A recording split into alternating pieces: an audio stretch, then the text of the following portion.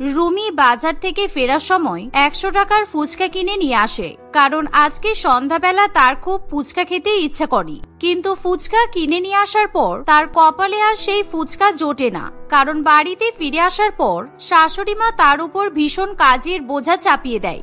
আর যখন রুমির কাজবাজ শেষ হয়ে যায় এমন সময় 1 ঘন্টা ধরে ফুচকাগুলোকে রেখে দিয়েছি, ইস ফুচকাগুলো নরম হয়ে একেবারে ভিজে গেছে। এবার এরকম নরম ঠান্ডা হয়ে যাওয়া ফুচকা আমি কি করে খাবো? 1 ঘন্টা ধরে ফুচকা পড়ে থাকার ফলে সত্যি সবকটা ফুচকা একেবারে নরম আলু ভাজা হয়ে যায়। ফলে এরকম নরম ঠান্ডা ফুচকা মোটেই রুমি খেতে চায় না, কিন্তু সে ফুচকা খাওয়ার লোভও ছাড়তে পারে না। এমন সময় রুমির মাথায় খুব ভালো একটা বুদ্ধি আসে, আমি বরঞ্চ এই ফুচকাগুলো মাইক্রোওভেনে দিয়ে গরম করে নিই। ফুচকাগুলো গরম হয়ে গেলে আগের মতো মুচমুচে হয়ে যাবে, তারপর খেতে খুব ভালো লাগবে।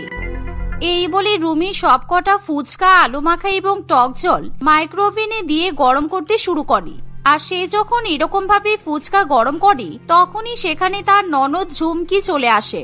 কি ব্যাপার বৌদি, এই সন্ধ্যাবেলা তুমি মাইক্রোওভেনে কি গরম করছো? আর কেমন একটা বিচ্ছিরি গন্ধ বেরোচ্ছে, আমি ঘরে বসে থাকতেই পারলাম না, তাই রান্নাঘরে দেখতে চলে এলাম। কোথায় বিচ্ছিরি গন্ধ বেরোচ্ছে? আমি মাইক্রোওভেনে ফুচকা গরম করছি, কারণ আমার ভীষণ ফুচকা খেতে ইচ্ছে করছে। আর কি সুন্দর সুগন্ধ বেরোচ্ছে, তুমি বলছো নাকি গন্ধ বেরোচ্ছে? সত্যি তোমার নাকে মনে হয় কোনো সমস্যা আছে। এমন কথা শুনে ঝুমকি খুবই অবাক হয়, কারণ সে এরকম ভাবে ফুচকা গরম করে খাওয়ার কথা আগে কখনো শোনেনি। তাই সে ভাবে হয়তো তার বৌদির মাথা খারাপ হয়ে গেছে। কিন্তু ঝুমকি কোনো কথা না বাড়িয়ে সেখান থেকে চলে যায়। আর অন্যদিকে মাইক্রোওভেনে ফুচকা গরম হয়ে গেলে রুমি সেই ফুচকাগুলো বের করে, আর তখন সেই ফুচকা থেকে একেবারে গরম গরম ধোঁয়া উঠতে থাকে।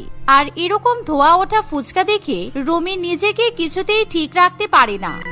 এবার আমি গরম গরম ফুচকা খাবো, উফ দেখেই লোভ লাগছে। এরকম গরম ফুচকা খাওয়ার বুদ্ধি আমার মাথায় আগে আসেনি কেন? তাহলে এর আগেই আমি অনেকবার গরম ফুচকা খেতে পারতাম। এই বলে রুমি সেই ফুচকা মুখে দিতে যাবে এমন সময় তার শাশুড়ি মা মালিনী দেবী তাকে ডাক দেয়। ফলে তার ভীষণ পরিমাণে রাগ হয়, কারণ এতক্ষণে প্রায় 1.5 ঘন্টা কেটে যাওয়ার পরও রুমি কিছুতেই ফুচকা খেতে পারে না। আর এমন সময় তার শাশুড়ি মা তাকে আবার ডাক দিতে শুরু করে। তাই রুমি বাধ্য হয়ে লোভনীয় গরম গরম ফুচকা রান্নাঘরে রেখে শাশুড়ি মায়ের ঘরে চলে যায়। আর এমন সময়, ওরে বাবারে বাবা, বাড়িতে 5 জন সদস্য, কিন্তু দেখো বাসন পড়েছে 500টা। এরা শুধু সারাদিন গেলন ছাড়া কিছুই ভাবতে পারে না। সব কটা বদমাইশ, বেশি বেশি করে খাবে আর বাসন ভরাবে। এই বাসনগুলো মাজতে মাজতে আমার একেবারে 1 ঘন্টা কেটে গেল। সারা দিন এদের বাড়িতে এত কাজ করব, কিন্তু মাহিনা বাড়ানোর কথা বললেই এদের মাথায় হাত পড়ে। আগে ভালো মন্দ খেতে দিত, এখন তো সেটাও খেতে দেয় না। এই বলে বাড়ির কাজের দিদি পুষ্পা বাসন পরিষ্কার করার পর যখন রান্নাঘরে রাখতে যাবে, তখন সে দেখে যে রান্নাঘরের একটা কোনায় অনেকগুলো ফুচকা রাখা আছে। আর এতগুলো ফুচকা দেখে সে কিছুতেই লোভ সামলাতে পারে না, কারণ পুষ্পা ফুচকা খেতে খুবই পছন্দ করে। কারণ সে জানে না সেগুলো কোনো সাধারণ ফুচকা নয়, ফুচকাগুলো ছিল একেবারে গরম ফুচকা। ওরে বাবারে, কতগুলো ফুচকা পড়ে আছে, আমি এখান থেকে 2-4টে ফুচকা টপাটপ মুখে ভরে দিই, তাহলে কেউ কিছু বুঝতেও পারবে না। ফুচকা খাওয়ার সময় অত গুনতেও যাবে না। উফ, ফুচকাগুলো কি সুন্দর। এই বলে লতা যখনই ফুচকা হাতে তুলে ফট করে মুখে ভরতে যাবে, তখনই তার মুখের ছাল চামড়া একেবারে পুড়ে যায়, কারণ সে এরকম গরম ফুচকা আগে কখনো খায়নি। আর ওরকম গোটা গরম ফুচকা মুখে ভরে দেওয়ার ফলে সে আর কিছুতেই চুপ করে দাঁড়িয়ে থাকতে পারে না। ওরে বাবারে, আমার জিভ পুড়ে একেবারে ছাই হয়ে গেল। ওরে বাবারে বাবা, আমার মুখ কি জ্বলছে। জল কোথায়? আমি জল খাবো, আমি জল খাবো। এই বাড়ির লোকেরা মানুষ মারার ধান্দা করেছে, না হলে এরকম গরম ফুচকা কেউ রেখে দেয়? এভাবেই লতা যখন ছটফট করে তখন সবাই রান্নাঘরে আসে। আর এমন সময় রুমি খুব ভালো করেই বুঝতে পারে যে তার ভাগের গরম ফুচকা খেতে গিয়ে লতার এরকম অবস্থা হয়েছে। আর রুমির শ্বশুরবাড়ির লোকেরা যখন জানতে পারে যে লতা ভুল করে গরম গরম ফুচকা খেয়ে ফেলেছে, তখন তারা লতাকে তাড়াতাড়ি করে ঠান্ডা জল খাওয়ায়। দেখেছো বৌদি, তুমি মাইক্রোওভেনে ফুচকা গরম করেছো বলে আজকে লতা দিদির এই অবস্থা। কেউ এরকম গরম গরম ফুচকা খায় না বৌদি। এখন যদি লতা দিদির একটা খারাপ কিছু হয়ে যেত তাহলে কি হতো বলো তো? এই চুপ করো, বাড়ির কাজের দিদির কোলে এত ঝোল টানতে হবে না। তোমাদের লতা দিদিরই বা এত লোভ কিসের? এরকম চোরের মতো রান্নাঘর থেকে ফুচকা খেতে গেছে কেন? তাই জন্যই তোর এরকম অবস্থা। এই বলে রুমি গরম ফুচকা নিয়ে নিজের ঘরে চলে যায় আর ঘরে বসে আরাম করে সে গরম গরম ফুচকা খেতে থাকে। এভাবেই দেখতে দেখতে কিছুদিন কাটে আর প্রত্যেকদিন রুমি বাজার থেকে ফুচকা কিনে নিয়ে এসে মাইক্রো ওভেনে গরম করে সেই ফুচকা খায়। আর একদিন সে যখন ঘরে বসে গরম গরম ফুচকা খায় এমন সময় তার এক বান্ধবী প্রিয়তমা তাদের বাড়িতে আসে। এই রুমি, তুই বাড়িতে বসে বসে কত ফুচকা খাবি? চল, বাড়ির পাশে একটা মেলা হচ্ছে, ওখান থেকে গিয়ে ঘুরে আসি। আর ওখানে নাকি অনেকগুলো ফুচকা স্টল বসেছে, তাই তুই মেলায় গিয়ে বেশি বেশি ফুচকা খেতে পারবি। আরে মেলায় যে ফুচকাগুলো বসেছে ওগুলো তো ঠান্ডা ফুচকার স্টল, আর আমি বাড়িতে মাইক্রোওভেনে ফুচকা গরম করে খাই, কারণ আমার ঠান্ডা ফুচকা খেতে একদম ভালো লাগে না। তাই তুই মেলা থেকে ঘুরে আয় আর ঠান্ডা ঠান্ডা ফুচকা খেয়ে আয়। আরে বাবা, তোকে কে বলেছে মেলায় ঠান্ডা ফুচকা স্টল বসেছে? আমি কালকে গিয়ে দেখে এসেছি। মেলায় একটা জায়গায় ফায়ার ফুচকা স্টল বসেছে, ওই যেমন ফায়ার পান হয় না, ঠিক সেরকম। তুই মেলায় গেলে একদম গরম গরম ফায়ার ফুচকা খেতে পারবি। প্রিয়তমার কথা শুনে রুমি খুবই খুশি হয়, কারণ সে আগে কখনো এরকম ফায়ার ফুচকা খায়নি। তাই সে গরম গরম ফায়ার ফুচকা খাওয়ার লোভ সামলাতে পারে না। তখনই সে তার বান্ধবীর সঙ্গে মেলায় ফায়ার ফুচকা খেতে চলে যায়। কিন্তু মেলায় যাওয়ার পর সে দেখে যে ফায়ার ফুচকার দোকানের সামনে লোকজন একেবারে ভিড় করে দাঁড়িয়ে আছে। আমার শাশুড়ি মা আমাকে বেকার বেকার এরকম গরম ফুচকা খাওয়ার জন্য বকাবকি করে। দেখ প্রিয়তমা, এই ফায়ার ফুচকার দোকানের সামনে কত ভিড়, এরাও তো গরম গরম ফুচকা খেতে এসেছে।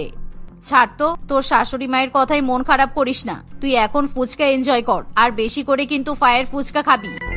এই বলে তারা দুজনে ফায়ার ফুচকা খাওয়ার জন্য লাইনে দাঁড়িয়ে পড়ে। আর যখন তাদের ফুচকা খাওয়ার সময় আসে, আপনারা কি ধরনের ফুচকা খেতে চান? সাধারণ আলু দিয়ে নাকি আমসত্ত্ব চাটনি দিয়ে নাকি ঘুগনি দিয়ে দেবো? আমার কাছে কিন্তু সব ধরনের ফুচকা অ্যাভেলেবেল আছে। আমি সব কটা ফুচকা ট্রাই করতে চাই, আমাকে প্রত্যেক রকমের ফুচকা 10টা করে দিয়ে দিন। রুমি এই কথা বললে ফুচকাওয়ালা সব ধরনের ফুচকা তৈরি করে তার মধ্যে এমন একটা পদার্থ মিশিয়ে দেয় যার উপর একটু আগুন পড়লেই ফুচকা জ্বলে উঠবে। আর এমন সময় সেই ফুচকাওয়ালা ফুচকাতে আগুন ধরিয়ে রুমির মুখের মধ্যে দিতে শুরু করে। আর মুখে দেওয়ার সঙ্গে সঙ্গে প্রত্যেকটা ফুচকার আগুন নিভে যায়, কিন্তু ফুচকাগুলো খেতে বেশ গরম গরম মনে হয়। আর এরকম অভিনব ধরনের গরম ফুচকা খেয়ে রুমি ভীষণ পরিমাণে আনন্দ পায়। ওয়াও, প্রত্যেকটা ফুচকা কি দারুণ খেতে! আর মুখে দেওয়ার পরেই ফুচকাগুলো এমন গরম, মনে হচ্ছে যে মুখে যাওয়ার পর পুরো গলে যাচ্ছে। ইস, এই ফুচকা আমি আগে কেন খাইনি কে জানি। এই বলে রুমি এবং তার বান্ধবী আরো অনেক অনেক পরিমাণে ফায়ার ফুচকা খায়। কিন্তু দুঃখের বিষয়, সেই মেলায় উপস্থিত ছিল রুমির ননদ চুমকি। আর চুমকি যখন তার বৌদিকে এরকম গরম গরম ফুচকা খেতে দেখে, তখন সে লুকিয়ে লুকিয়ে ভিডিও রেকর্ডিং করে। আর বাড়িতে যাওয়ার পর চুমকি তার মাকে সেই ভিডিও দেখায়। এই দেখো মা, তুমি বৌদিকে গরম গরম ফুচকা খেতে বারণ করেছিলে না? বৌদি তোমার কথা শোনেনি, আজকে মেলায় গিয়ে বান্ধবীর সঙ্গে এরকম আগুন জ্বালানো ফুচকা খেয়ে এসেছে। এরকম ফায়ার ফুচকা খেতে গিয়ে যদি বৌদির একটা ক্ষতি হয়ে যেত তাহলে কি হতো বলো তো? একদম ঠিক বলেছিস, আজকে তোর বৌদি বাড়িতে ফিরুক, তারপর ওর মজা দেখাচ্ছি। প্রত্যেক দিন এরকম গরম গরম ফুচকা খাওয়া একেবারে বের করে দেব। আর কিছুক্ষণ পর রুমি যখন বাড়িতে ফিরে আসে, তখনই শাশুড়ি মা তাকে খুব বকাবকি করতে শুরু করে। মা, আমি যখন আপনাদের জন্য দুপুরবেলা রান্না করি আর ভাত ঠান্ডা হয়ে গেলে আপনি বলেন ভাত গরম করে দিতে, তার সাথে আপনারা সব মাছ, মাংস, ডিম সবকিছুই গরম গরম খেতে পছন্দ করেন, তাহলে আপনারা যখন গরম খাবার খান আপনাদের শরীর খারাপ করে না। তাই আমিও যদি গরম ফুচকা খাই আমার শরীর খারাপ করবে না। আমি তোমার সঙ্গে কোনো তর্ক করতে চাই না, তুমি কিন্তু আজকে তোমার বান্ধবীর পাল্লায় পড়ে মেলায় গিয়ে ফায়ার ফুচকা খেয়ে ঠিক করনি। তোমার এরকম ফায়ার ফুচকা খাওয়ার জন্য আমার সংসারে ফায়ার লেগে যাচ্ছে। এই বলে মালিনী দেবী ঘরে চলে যায়। দেখতে দেখতে আরো কিছুদিন কাটে, কিন্তু রুমি তার শাশুড়ি মায়ের কথা শোনে না। যতদিন মেলা থাকে সে ততদিন মেলায় গিয়ে গরম গরম ফায়ার ফুচকা খায়। আর এরকম ফায়ার ফুচকা খেতে খেতে রুমি সেই ফায়ার ফুচকা তৈরির পদ্ধতি জেনে নেয়। তাই একদিন সে বাড়িতে ফায়ার ফুচকা তৈরি করার চেষ্টা করে। কি ব্যাপার রুমি, তুমি এতক্ষণ ধরে রান্না করে কি করছো? আমি সেই কখন অফিস থেকে এসেছি, আমার ভীষণ খিদে পেয়ে গেছে, তাই আমাকে কিছু খেতে দাও না প্লিজ। এই নাও, তোমার খাবার রেডি হয়ে গেছে। আজকে আমি তোমাকে একটা নতুন ধরনের গরম ফুচকা খাওয়াবো। তোমার বাড়ির লোকেরা তো কেউ আমার হাতের গরম ফুচকা খেতে চায় না, কিন্তু আজকে তোমাকে খেতেই হবে তন্ময়। এমন কথা শুনে তন্ময় খুবই ভয় পেয়ে যায়, কারণ সে এমনিতেই ফুচকা খেতে পছন্দ করে না, কিন্তু এখন তাকে বউয়ের পাল্লায় পড়ে গরম ফুচকা খেতে হবে। এ কি রুমি, তুমি এই ফুচকাগুলোর মধ্যে আগুন জ্বালিয়ে দিচ্ছ কেন? না না, আমি এই ধরনের ফুচকা খাবো না, আমার মোটেও গরম ফুচকা খাওয়ার ইচ্ছা নেই, তুমি আমাকে রেহাই দাও প্লিজ। তন্ময়ের কোনো কথা রুমি শুনতে চায় না, তাই রুমি জোর করে তন্ময়ের মুখের মধ্যে গরম গরম ফুচকা ঢুকিয়ে দেয়। আর এরকম গরম গরম ফুচকা খেয়ে তন্ময়ের মুখে সমস্যা হলেও সে কোনো কথা বলতে পারে না, কারণ সে ভালো করেই জানি রুমি গরম ফুচকার বিরুদ্ধে কোনো কথা সহ্য করতে পারে না। কেমন লাগলো গরম গরম ফুচকা? আজকে আমি স্পেশালি তোমার জন্য এরকম গরম গরম ফুচকা বানিয়েছি, কারণ আমি একা একা প্রত্যেকদিন গরম ফুচকা খাই বলে তোমার খুব খারাপ লাগে আমি জানি। খুব ভালো লেগেছে, কিন্তু দয়া করে তুমি আর কখনো আমার জন্য এরকম গরম ফুচকা বানিও না রুমি। এই বলে তন্ময় ঘরে চলে যায়, আর ঘরে গিয়ে সে বরফ দিয়ে মুখ কুলকুচি করতে শুরু করে। কিন্তু অন্যদিকে রুমি গরম গরম ফুচকা খেয়ে এতটাই অভ্যস্ত হয়ে ওঠে যে সেই ফুচকা খেতে তার কোনো সমস্যা হয় না। সে প্রায় নির্দ্বিধায় 100 থেকে 150 খানা গরম গরম ফুচকা খেয়ে নেয়। এভাবে আরো কিছুদিন কাটে, আর একদিন রুমি তার দাদার বিয়ের পর বাপের বাড়িতে নতুন বৌদির সঙ্গে দেখা করতে যায়। কিরে রুমি, তুই নাকি শ্বশুর বাড়িতে গিয়ে বেশ ভালো মন্দ রান্না করতে শিখে গেছিস। মা বলছিল তুই তোর শ্বশুর বাড়ির সবাইকে নাকি বেশ ভালো ভালো ফুচকা খাওয়াস। আমি তো বিয়ে করে বাড়িতে তোর নতুন বৌদি নিয়ে এসেছি, আর তোর বৌদিও কিন্তু ফুচকা খেতে ভীষণ ভালোবাসে, ওকে ফুচকা খাওয়াবি না? রুমি এই কথা শুনে খুবই খুশি হয়, কিন্তু তার দাদা রতন এখনো পর্যন্ত জানে না যে রুমির মধ্যে ফুচকা বানানোর আলাদাই ট্যালেন্ট আছে। আর সেদিনও রুমি ফায়ার ফুচকা বানাতে শুরু করে দেয়, কিন্তু সে ভুলে গ্যাসোলিন জাতীয় পদার্থ ফুচকার মধ্যে বেশি পরিমাণে মিশিয়ে দেয়। আর কিছুক্ষণ পর সে যখন তার দাদা বৌদিকে ফুচকা পরিবেশন করে। কি ব্যাপার রুমি, তুই প্রত্যেকটা ফুচকার মধ্যে এসব কি দিচ্ছিস, আর দেশলাই দিয়ে আগুন জ্বালাচ্ছিস কেন? আরে দাদা, তোরা একবার হা কর, আমি তোদেরকে আজকে ফায়ার ফুচকা খাওয়াবো। এরকম গরম গরম ফুচকা তোরা এর আগে কখনো খাসনি। রুমির কথা শুনে রতন এবং তার বউ খুবই অবাক হয়, আর তারা কিছু বলার আগেই রুমি সেই ফুচকাতে আগুন জ্বালিয়ে তাদের মুখের মধ্যে ঢুকিয়ে দেয়। কিন্তু দুঃখের বিষয় সেদিন ফুচকার আগুন কিছুতেই নিভতে চায় না, আর ফুচকার মধ্যে এরকম তীব্র আগুন জ্বলছে দেখে রুমি খুব ভয় পেয়ে যায়। কিন্তু ইতিমধ্যে সেই ফুচকা খাওয়ার ফলে রতন এবং তার নতুন বউয়ের মুখ একেবারে পুড়ে যায়। ওরে বাবারে বাবা, বদমাইশ রুমি, তুই আমার আর আমার বউয়ের মুখ কালো করে দিলি। এবার কি হবে? আমাদের মুখ যদি সারা জীবন এরকম থাকে তখন কি হবে বলতো? আগুনের ধোঁয়ায় আমাদের মুখ পুড়ে তো একেবারে কালো হয়ে গেল। রুমি এরকম দৃশ্য দেখে খুবই ভয় পেয়ে যায়। আর কিছুক্ষণ পর ডাক্তারবাবু এসে রতন এবং তার বউয়ের চিকিৎসা করে। আর এরকম ঘটনার ফলে রুমি নিজের ভুল বুঝতে পারে, তাই সে আর কোনোদিনও গরম ফুচকা খাওয়ার জন্য পাগলামি করে না। সে আবার আগের মতো সাধারণ ফুচকা খেতে শুরু করে।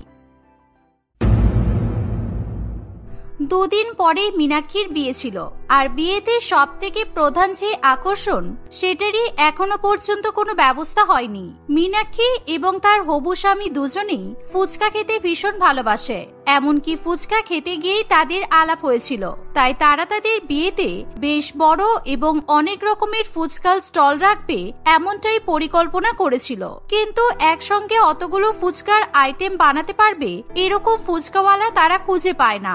আলাদা আলাদা করে অনেক ফুচকাওয়ালা রাখলে জায়গা বেশি লাগবে এবং খরচাও বেশি পড়বে।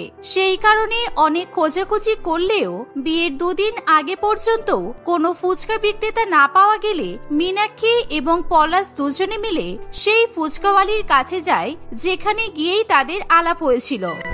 আমার অনেক কাজ আছে, আমি এত কিছু পারবো না, তার উপরে আমার নিজের ফুচকার দোকানে তো খুলতে হবে নাকি? তাছাড়া এত লোকের চোখ কি সামলানো? বাবারে বাবা, এসবে আমি নেই।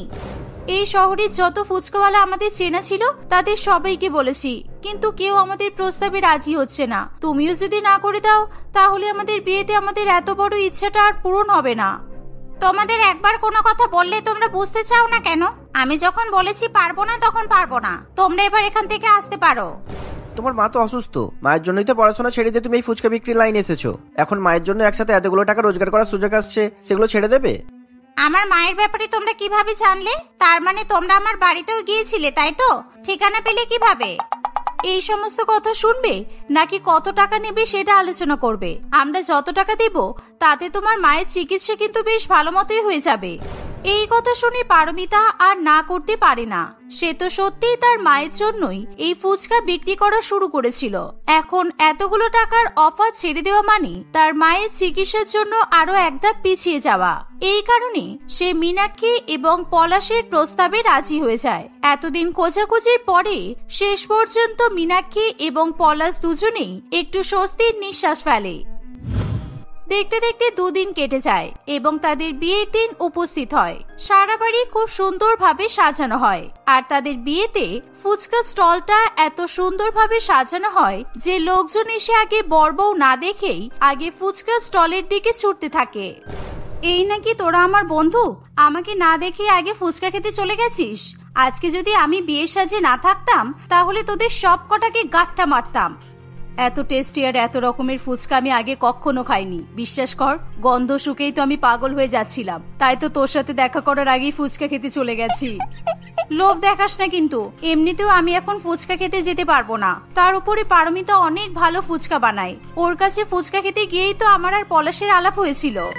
তাহলে চুপচাপ বসে না থেকে চল আমাদের সাথে, ফুচকা খেয়ে আসবি। পলাশদাকেও ডেকে নিচ্ছি, সবাই মিলে একসঙ্গে ফুচকা খাবো। আমার মা যদি দেখতে পাই আমি এমন বিয়ে সাজে ফুচকা খেতে গেছি তাহলে বিয়ে বাড়ির সবার সামনে আমাকে বকা দেবে। তোরা চাস এভাবে একজন নতুন বউ তার মায়ের কাছে বকা খা? এভাবে মীনাক্ষী তার বন্ধু বান্ধবদের সঙ্গে কথা বলতে থাকে। মীনাক্ষীর সমস্ত বন্ধুরা আবার পারমিতার কাছে ফুচকা খেতে চলে যায়। ফুচকা স্টলের সামনে ভিড় দেখে মীনাক্ষী এবং পলাশ দুজনেই মনে মনে বেশ খুশি হয়। ছোট্ট বাচ্চারাও পারমিতার কাছে ফুচকা খাওয়ার জন্য লাইন লাগিয়ে দাঁড়িয়ে থাকে। আন্টি, আমার ফুচকাতে ঝাল কম দেবে, আমি বেশি ঝাল খেতে পারি না। আমাকে ওই মিষ্টি মিষ্টি জলটা দিয়ে ফুচকা দেবে, ঠিক আছে?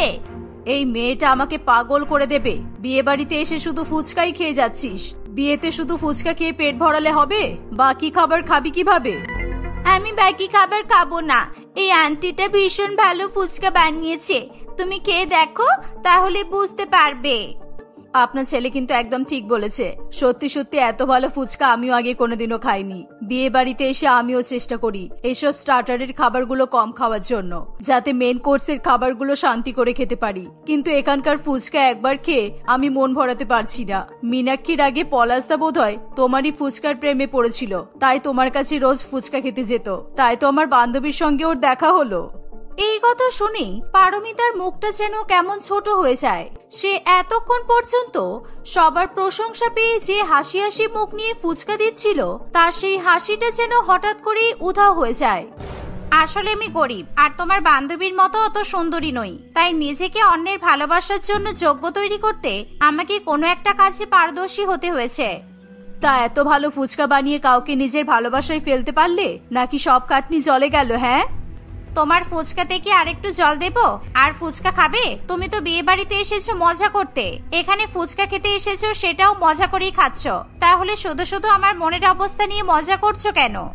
ফুচকা খাইয়ে মানুষকে প্রেমে ফেলা যায়, এই ঘটনাটা আমার বড্ড অদ্ভুত লাগে, তাই তো হেসে ফেলেছি। তুমি প্লিজ কিছু মনে করো না, কেমন? এই বলে অলকা সেখান থেকে চলে যায়। অলকার কথায় পারমিতা প্রচন্ড রাগ করে, তাও সে পাল্টা কোনো জবাব না দিয়ে চুপচাপ এক মনে ফুচকা বিক্রি করতে থাকে। তাদের বিয়ে বাড়িতে উপস্থিত প্রায় সবাই ফুচকা খেয়ে এত আনন্দ পায় যে বারবার তারা পারমিতার ফুচকা স্টল থেকে ফুচকা খেতে চায়।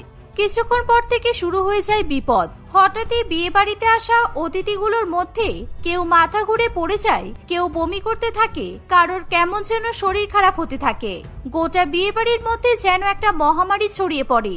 সেখানে একমাত্র পলাশ এবং মীনাক্ষী ছাড়া সবাই অসুস্থতায় কাতরাতে থাকে।